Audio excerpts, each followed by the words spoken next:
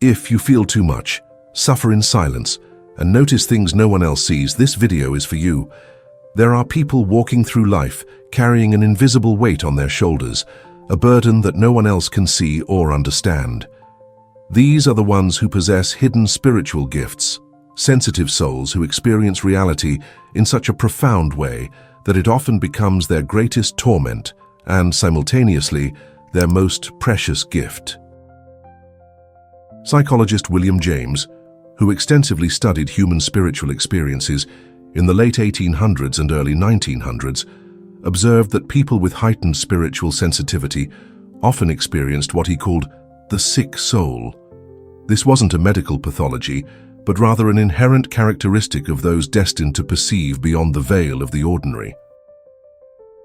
James documented hundreds of cases of individuals experiencing expanded states of consciousness, spiritual visions, and extreme emotional sensitivity that separated them from mainstream society.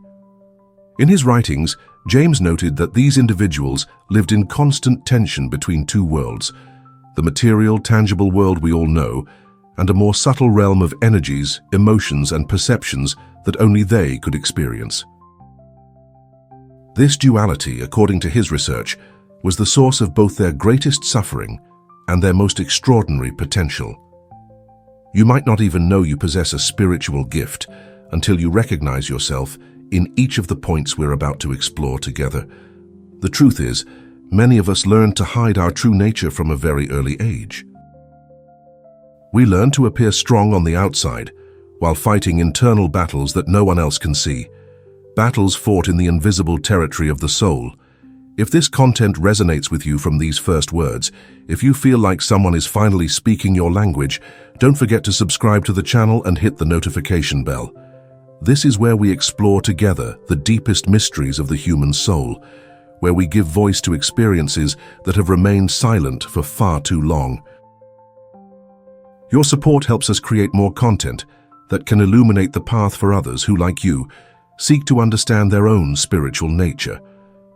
The first of these 8 invisible wounds is the most bewildering and exhausting of all, the ability to feel others' emotions as if they were your own.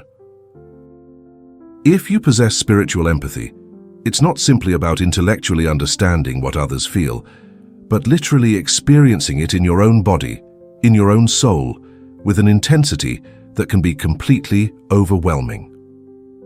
Picture this. You walk into a room where an intense argument occurred just minutes before, and although no one tells you what happened, you immediately feel the tension in your chest. Anxiety takes over without apparent reason. You sit next to a stranger on public transport, and suddenly a deep, inexplicable melancholy overwhelms you, as if a grey cloud had descended upon your spirit. This sensitivity to others' emotional energies isn't a poetic metaphor, but a tangible, scientifically documented reality experienced by millions of people daily. Your nervous system is tuned to subtle frequencies that most people cannot perceive, meaning you constantly absorb emotional information from your environment, like a radio that can never be turned off and receives multiple stations simultaneously. The result is that you live in a perpetual state of emotional confusion, not knowing which feelings truly belong to you and which you've picked up from others like an invisible sponge. You can wake up feeling perfectly fine and, after spending a few hours in certain environments, find yourself completely emotionally drained without understanding why. Studies in neuroscience have begun identifying that some people possess what's known as hyperactivated mirror neurons, brain cells that literally reflect others' emotions and sensations. For most people, these neurons function subtly, allowing basic empathy. But for those with spiritual gifts, these neurons are so developed that they create an experience of emotional fusion with others. The second wound is spiritual social isolation, a loneliness that goes beyond simple lack of physical companionship. When you possess spiritual gifts, you often feel like a stranger in your own world, as if you were born on the wrong planet or in the wrong era. Superficial conversations don't just bore you, they literally drain you. Mundane entertainment seems completely empty, and you constantly find yourself seeking deeper connections that you rarely find. This type of isolation isn't solved by going out more or meeting more people. In fact, the more you expose yourself to conventional social environments, the deeper your sense of not belonging becomes. It's like speaking a language no one else understands, like seeing colors that are completely invisible to others, like hearing music that only you can perceive. Spirituality and emotions are so intertwined in your daily experience that it becomes nearly impossible to authentically relate to those who live exclusively on the surface of existence. While others are content discussing the weather, work, or the latest TV shows, you yearn for conversations about life's purpose, the meaning of suffering, the nature of reality, the connection between all things. This disconnection isn't your fault or anyone else's. You simply operate on a different frequency, like a radio tuned to a station few can receive. Finding others who tune into your wavelength requires patience, self-discovery, and often a long journey of accepting your own unique nature. The third wound is devastating in its seemingly noble nature. Constant, overwhelming guilt for not being able to help everyone who suffers around you. When you possess spiritual gifts, it often comes with an almost obsessive compulsion to alleviate others' pain, an urgent, irresistible need to intervene whenever you perceive suffering. You literally see suffering everywhere. In a stranger's eyes on the street, in your co-worker's energy, in the news you consume, in the stories you hear. And with each perception of others' pain, you feel an urgent need to do something, to heal, to rescue, to offer comfort, even when doing so means completely sacrificing your own emotional, mental, and physical stability. This is the devastating burden of spiritual savior syndrome. You feel your gift comes with the moral responsibility to constantly use it to help others. And when you can't do it, when your efforts don't yield results, when you simply don't have more energy to give, you consume yourself with guilt that can be literally paralyzing and self-destructive. You constantly wonder if you're wasting your gift, if you should be doing more, if the suffering you see around you is somehow your personal responsibility. The cruel irony is that this very compulsion to help often leaves you completely exhausted, without emotional resources to care for yourself, creating a vicious cycle where your ability to help is constantly compromised by your own exhaustion. We now come to the fourth wound, and here I want to make an important pause. If any of these experiences are resonating deeply with you, if you feel that someone is finally putting precise words to what you've lived in silence for years, I invite you to share your experience in the comments. Your story might be exactly what another person needs to read to not feel so alone in their spiritual awakening process.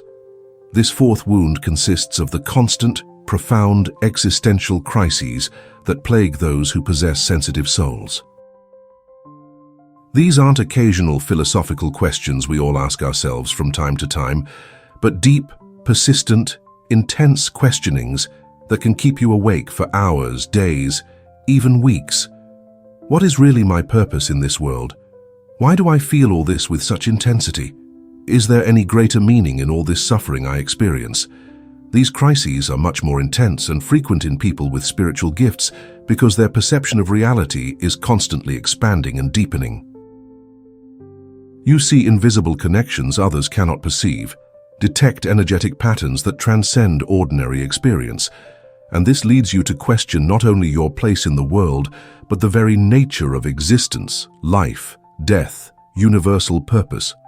Often, these existential crises are misinterpreted and misdiagnosed as clinical depression by mental health professionals who don't understand or recognize the spiritual dimension of human experience. But there's a crucial fundamental difference. While depression tends to close, limit, and darken life's perspective, spiritual crises, though deeply painful, tend to expand, deepen, and enrich understanding of life. The fifth wound is particularly frustrating and isolating. Having painful, precise intuitions about future events and not being believed when you try to share these perceptions with others. If you possess spiritual gifts, you very likely experienced vivid premonitions, prophetic dreams that later come true with disturbing accuracy, or simply those inexplicable but certain sensations that something specific is about to happen. But when you try to communicate these intuitive perceptions to family, friends, or colleagues, you invariably encounter skepticism, mockery, worried looks, or worse yet, the implicit or explicit suggestion that you might be losing your sanity. This systematic distrust of others toward your most authentic perceptions generates devastating double pain.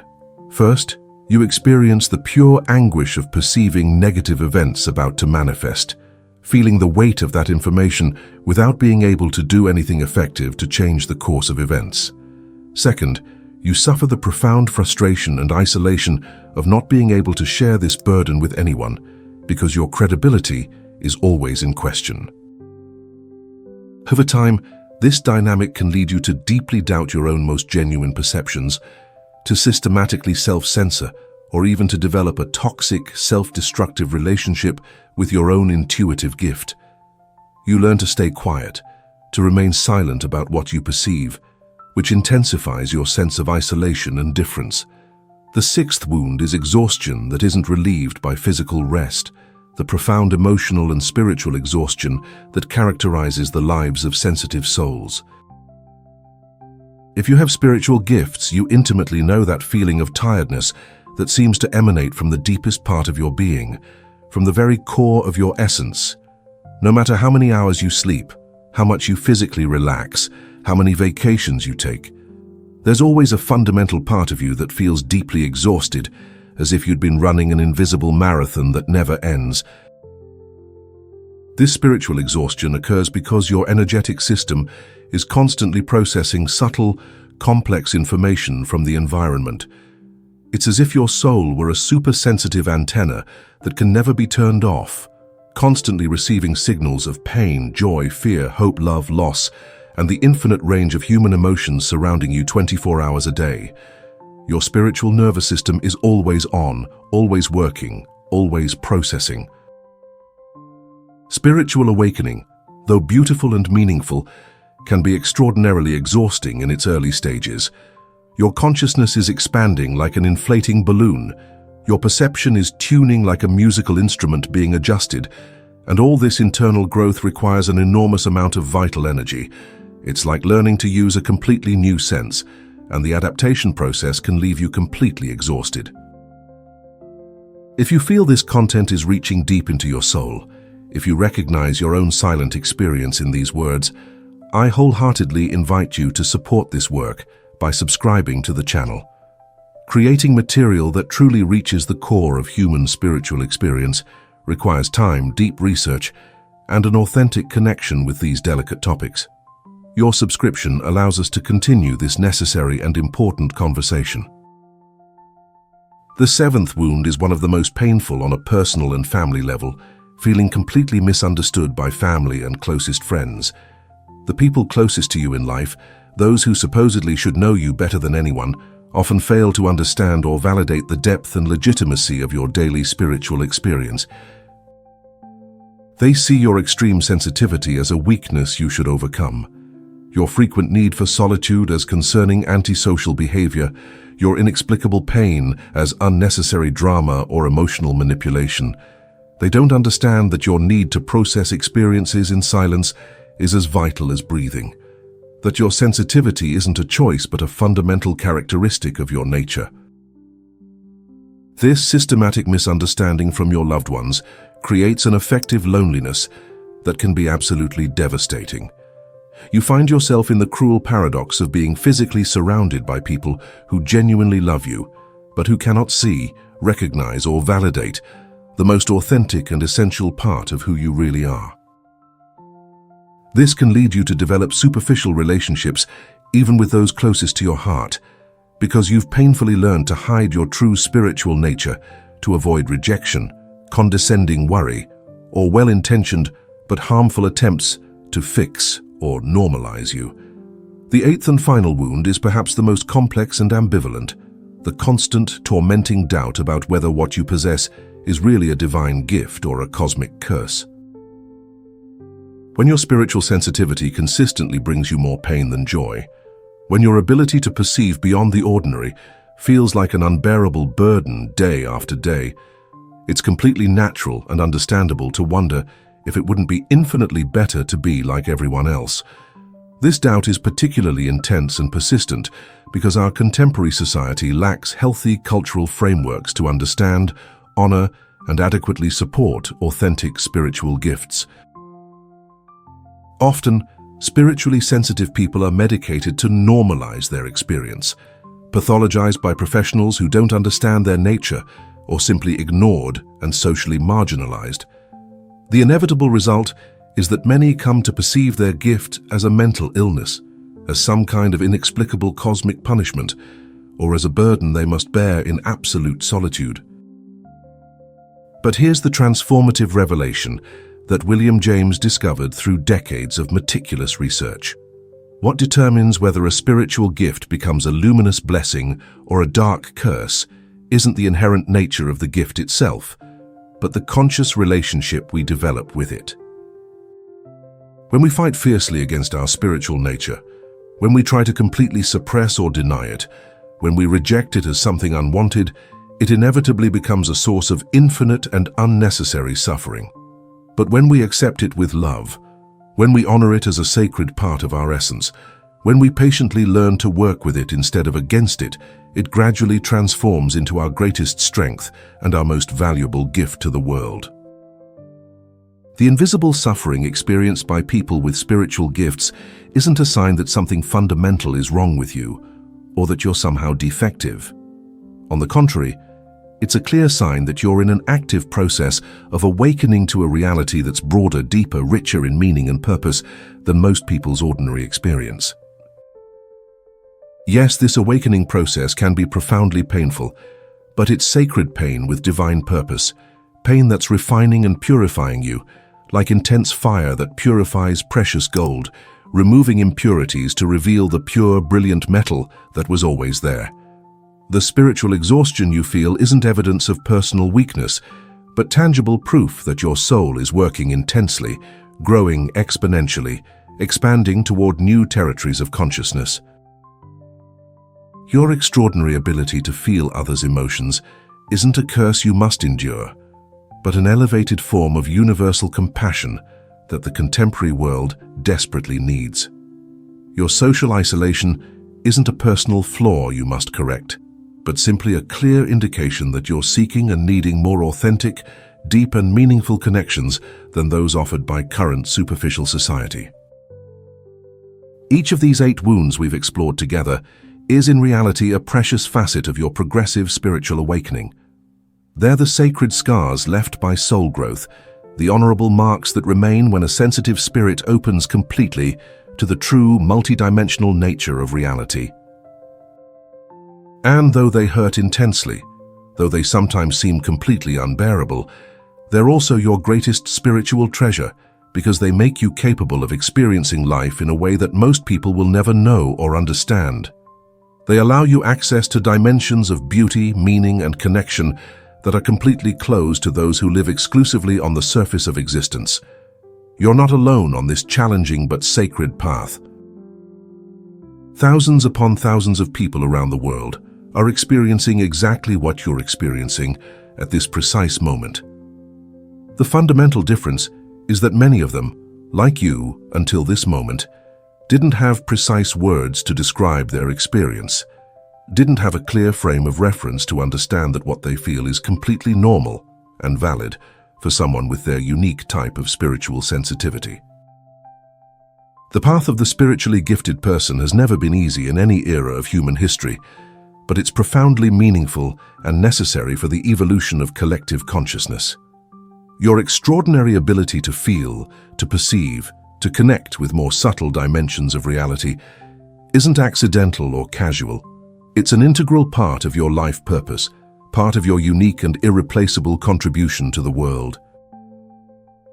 When you finally embrace completely who you are, when you stop painfully fighting against your authentic nature and start consciously working with it, you discover the liberating truth that what all your life seemed to be your greatest weakness reveals itself as your greatest strength, your most valuable gift, your most necessary contribution to the world. If this video has resonated deeply in your soul, if you've clearly recognized yourself in these 8 universal wounds of the spiritually sensitive soul, I invite you with an open heart to share your personal experience in the comments. Your unique story might be exactly what another lonely heart needs to read to understand they're not alone in their awakening process. Give this content a like. If you found it genuinely useful and illuminating, subscribe to the channel to receive more deep explorations of human spiritual experience, and share this video with someone you know who could enormously benefit from hearing these words of validation and hope. Always remember this fundamental truth: your extreme sensitivity isn't your weakness, it's your spiritual superpower. The world urgently needs people like you who can feel more deeply, perceive more clearly, and love more completely than most. Never abandon your authentic essence, because it's exactly what the world needs to heal and evolve toward higher consciousness.